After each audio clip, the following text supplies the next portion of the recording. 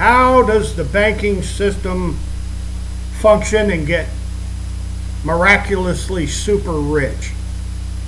How is it that the bankster gangsters are swimming in reserve notes? Well, let's take a look. A $100 reserve note costs 15 cents. That's a dime and a nickel to print. So you can print a $100 central bank note for 15 pennies. Now, when you get the $100 reserve note, you can put it in a bank and you can loan it out on the fractional reserve system 10 times over. So let's see, you loan the money out to your money printer, you loan them $1,000. How many $100 bills can that $1,000 loan pay to print? From the first $100 bill, the bill of credit, the shin plaster, the script, the first $100 bill you print for 15 pennies, you get $99.85 profit. And every single bill that's in existence after that costs 15 cents. So the original 15-cent investment for the first $100 bill allows you to print all the money you want, and then you can put it in a bank account and loan it out 10 times over.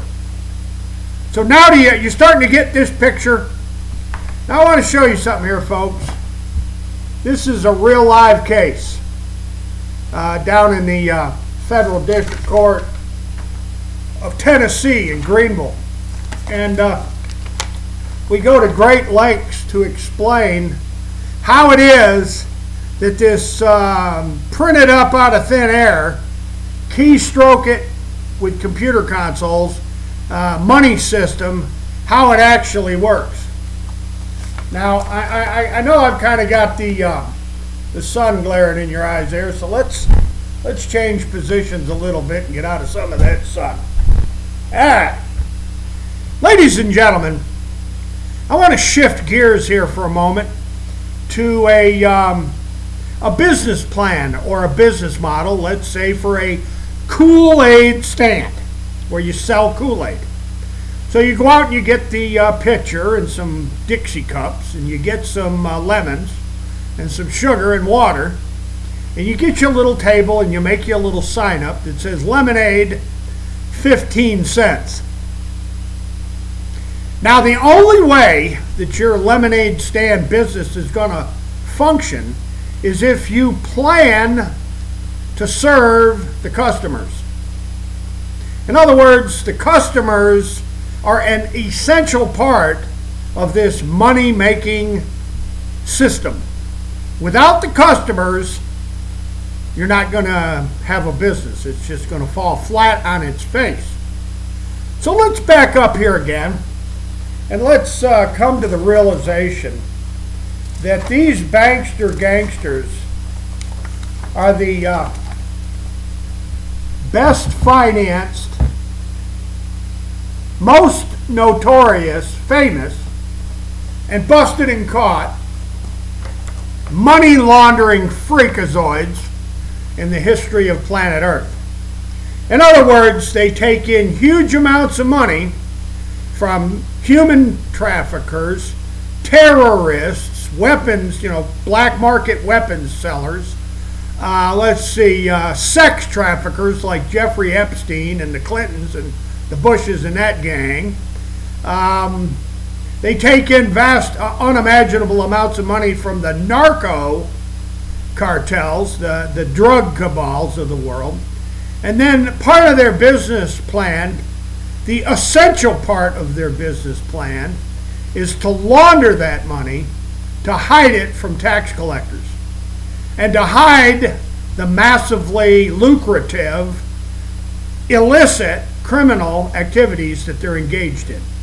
The whole purpose of laundering money through J.P. Morgan Chase and laundering money through Deutsche Bank and Danske Bank and Citibank and Wells Fargo, and let's not leave out the Zions Bank of Utah. There's a big money laundering bunch.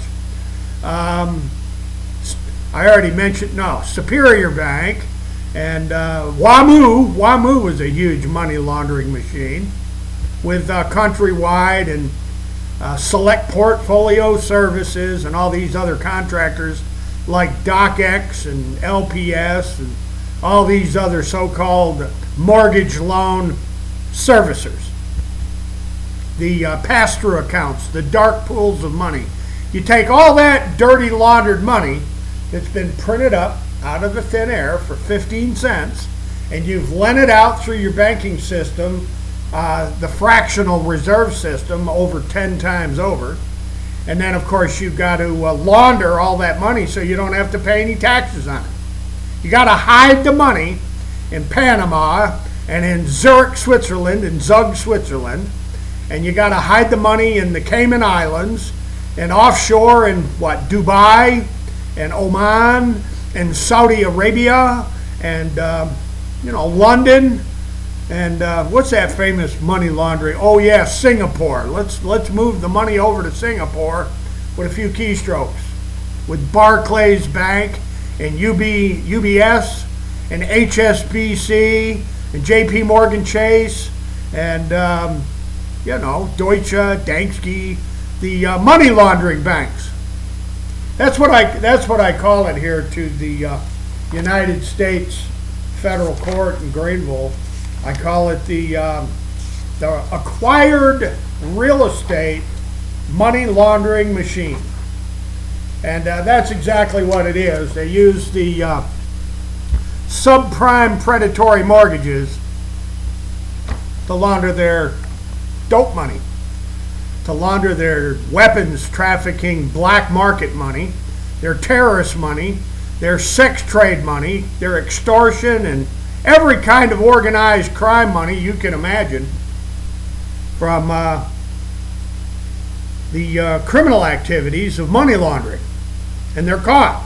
The European authorities and some of the Chinese authorities and some of the Spanish authorities and African authorities and the Australian authorities and New Zealand and Canadian and Venezuelan and all these countries all over the world.